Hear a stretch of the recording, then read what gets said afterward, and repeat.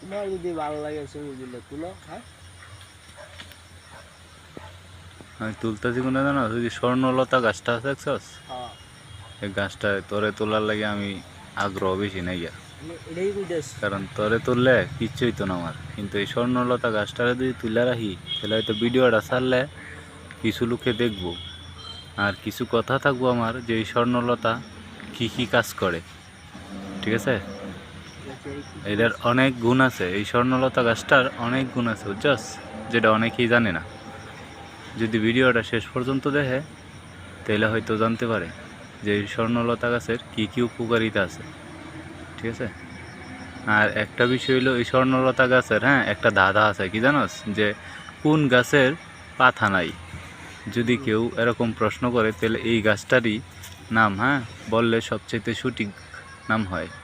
এই গাছের কোনো পাতা নাই, ঠিক আছে, শুধু গাছটাই। এটা হচ্ছে স্বর্ণলতা গাছ। এক এক জেলায় এক এক নামে পরিচিত, কিন্তু আমরা এদিকে তো এটাই বলি।